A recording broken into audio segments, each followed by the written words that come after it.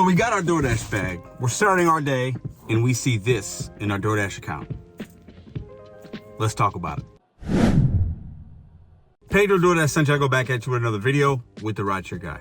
In today's video, we're going to talk about something that DoorDash is pilot testing in select markets. Might have hit yours. Let us know in the comments down below. You could earn by order or earn by hour. Have you seen this? Let's get into it. So we know DoorDash tests a lot of different things out. And we know mostly the reason that they do that is to see what works for them, what works for the consumers, and what is the drivers, where they like, right?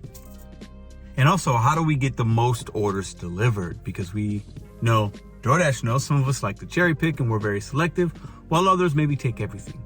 But DoorDash is in the business of bringing things and getting them to the consumer's doors. So in this video, we're going to break down the facts of the actual earn by order, earn by hour, and I'll give you my opinion at the end. All right, so let's read it. You can now choose how you want to earn. Earn per order. You'll earn at least the amount shown upfront for the delivery. As always, you get 100% of customer tips. The reason they use the word at least is sometimes it might show you $7 and it might turn into 8 or 20 because DoorDash does hide some tips. That's why they say at least, because it can go up sometimes. Or earn by time. You'll earn $14 an hour. Now, I've also seen $10 an hour. It's market dependent. Okay, so it will fluctuate. I've seen 15, I've seen 9. This one was 14. You earn $14 an hour in DoorDash pay. That's all basically base pay that they're going to give you, okay? Plus 100% of customer tips. From the time you accept an order to when you drop it off. So basically you'll get an order from Chipotle, let's say. It'll say 4 miles, but it's not going to have pay on there because you've selected to be paid by the hour. It also says from the time you accept an order to when you drop it off. That's the big key here. I want to talk about that. When you accept it, so you got an offer that comes in at 11 o'clock, 11 a.m. You accept that Chipotle, you get there, there's a little bit of a wait, whatever. It could be a 30-minute wait, it could be a 30-second wait.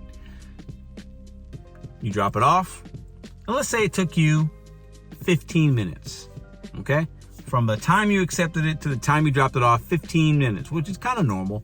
Maybe it took you 20 minutes, right? Say it took you 15. So that order, okay, you get the tip. Now, you don't know if there's a tip until after. That order is going to pay you $3.50. Okay? Because you're getting $14 per hour when you're active. You're not getting $14. It's prorated. So if you do that order and it takes you 15 minutes, you do another order, it takes you 15 minutes. So let's say you did 2 orders in an hour because that's all that hits your phone, right? You've only worked 30 minutes. You're going to make $7 that hour. If the customer didn't leave you a tip. If they leave you a tip, you'll make more. Who knows? Maybe they left you $1, maybe they left you $5, maybe they left you $4, $10. This is a way for DoorDash to get orders delivered from merchants like Chipotle or Wendy's or Burger King, maybe it's Wingstop, places that are historically slow. And drivers know that, so they don't like to go there. Or the drivers that do go there, they're waiting and then they're not making good money and then they're complaining and maybe not working. This is a way for DoorDash to incentivize and try to get us to select that option so that we feel like we're making something, so that if we are waiting 30 minutes, 45 minutes at a place, we're making some kind of money. So on some of these orders, if there is a good tip on there, it might be beneficial because you're making money, guaranteed some money, right? You're guaranteed that $3.50 or $4 or $5, let's say it's 20 minutes, or let's say you spend 30 minutes on that order, you're going to make, in this market, $7 in base pay plus the tip. So in some instances, it will work out for the driver's benefit. Other times, you're kind of gambling because you don't know if there's a tip on that order. You're making your decisions based on time that you're out. One more thing that's interesting here. If you decline 2 orders in 1 hour, your dash will end. You can continue dashing in earn per order mode. So if you decline 2 orders, so let's say that Chipotle order, the first one you took, 3 miles, took you 15 minutes, you're good. You made whatever money you made, $3.50, or let's say it was $5 because there was a couple dollars tip on there, right? If you decline the next order, that's cool. Let's say you declined it because it was 10 miles. So you don't, I'm not driving 10 miles. And then the next one comes in and it's 10 miles again.